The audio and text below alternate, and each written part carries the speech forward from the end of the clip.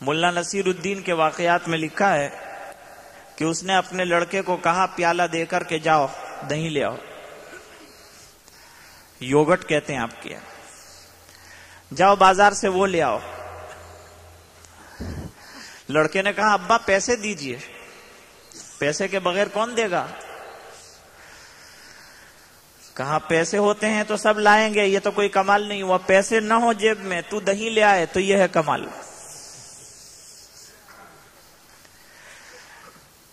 بیٹا گیا اور خالی ہاتھ سے واپس آیا، پیالہ خالی کے خالی لے کے آیا۔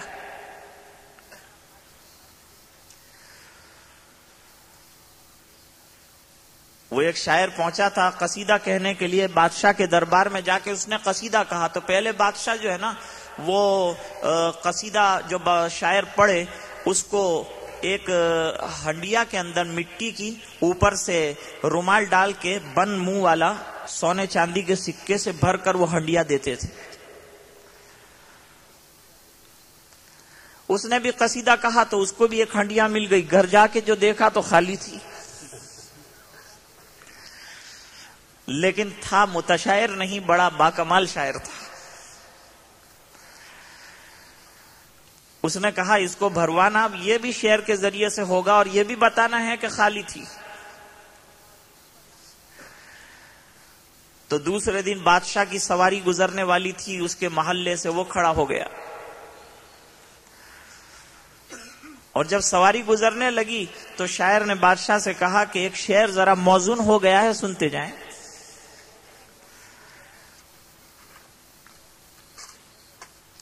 بادشاہ نے کہا ارشاد ہو۔ تو اس نے شعر کہا کہ تیرے کرم سے تو بھر جاتے ہیں دریا خالی، تیرے کرم سے تو بھر جاتے ہیں دریا خالی، اور میری قسمت سے مجھے ملی خلیا خالی۔ سمجھ گیا بادشاہ کہ کل جو ہنڈیا دی تھی وہ خالی تھی بالکل، لہذا پھر بھر کر کے اس کو دینے کا حکم کیا۔ تو کمال اس کا نام ہے اصل میں۔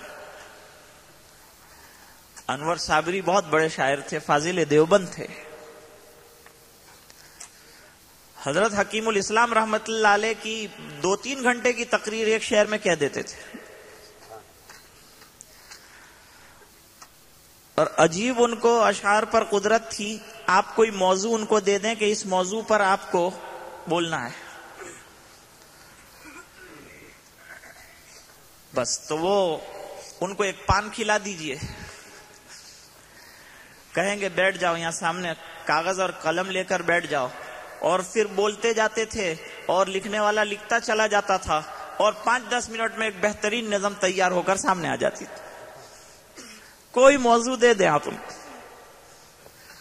کو، قادر الکلام شاعر تھے۔ تو خالی پیالہ لے کر بیچارہ پہنچا کہ ابا لیجیے کھائیے۔ ابا نے کہا لیکن اندر کچھ ہے تو نہیں، کیا کھاؤں؟ لڑکے نے جواب دیا کہ ابا اندر دہی ہوتا تو سب کھاتے، نہ ہو اور آپ کھا کے دکھائیں تو میرے باوا کھرے تم۔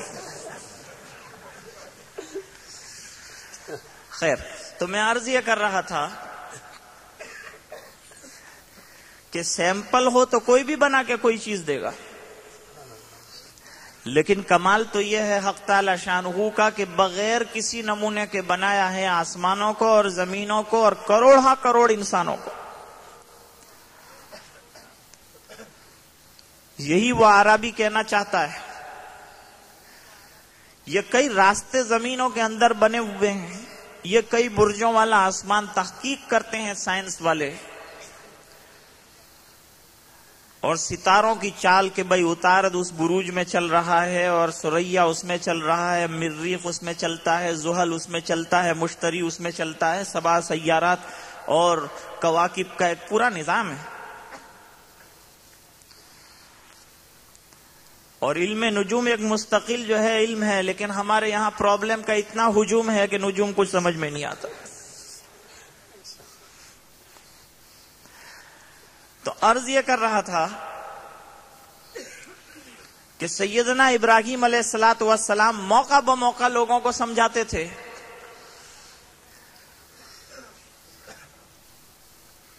اس میں انہوں نے سمجھانے کا ایک راستہ ایک دن جو ہے اختیار یہ کیا کہ قوم گئی تھی کوئی میلے ٹھیلے کے اندر، تو ان کا جو بڑا مندر تھا اس کے اندر بڑے بڑے بت پڑے ہوئے تھے، چھوٹے چھوٹے کچھ تھے، کچھ بڑے تھے، سب میں بڑا بھی تھا، اس سے کچھ دوسرا تھا، اس سے تیسرا، ایسی الگ الگ کیٹیگری کے تھے۔ ان کے یہاں خداؤں میں بھی کیٹیگری پیدا ہو گئی۔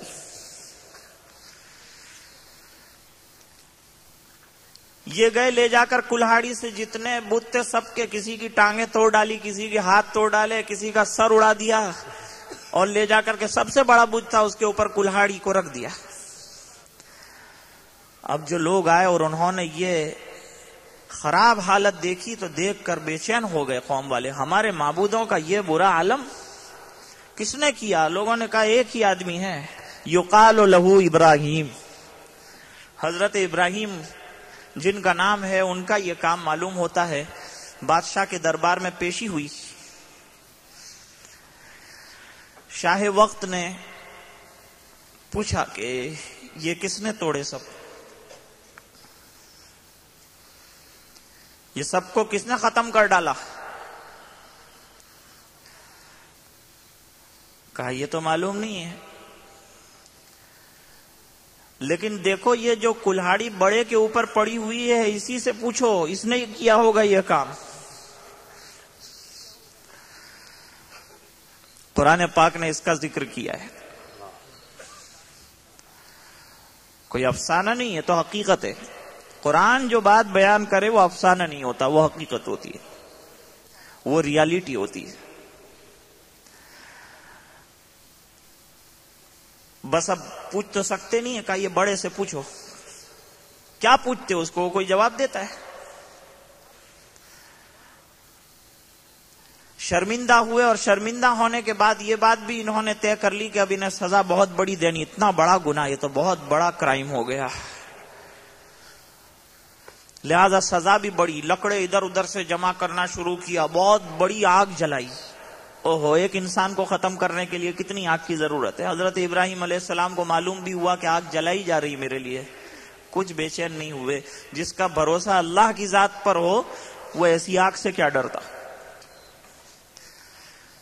چاہتے تو دعا کرتے اور فرشتے آتے اور اٹھا کے لے جاتے حضرت ابراہیم علیہ السلام کو، لیکن یہاں کچھ اور ہی منظور تھا اللہ کو۔ آگ جلا کے تیار کر دی گئی، اس کے شعلے برابر چاروں طرف جب بھڑکنے لگے تو حضرت ابراہیم علیہ السلام کو ایک منجنیق میں لباس اتار کر بٹھایا۔ اللہ کے دین کے لیے نبی کا لباس اتارا گیا ہو، یہ پہلا موقع آیا۔ اسی وجہ سے سرکار مدینہ جناب رسول اللہ صلی اللہ علیہ وسلم نے فرمایا کہ قبر سے جب اٹھیں گے روز محشر تو سب عریان ہوں گے، ڈریس لیس ہوں گے، بالکل کچھ کپڑا نہیں ہوگا۔ تو صدیقہ کائنات حضرت عائشہ رضی اللہ تعالی عنہا نے سوال کیا، حیا اور پاک دامنی جہاں ہو ظاہری بات ہے کہ یہ سوال اٹھے گا، جہاں حیا اور شرم ہی نہ ہو وہاں سوال بھی نہیں اٹھتا۔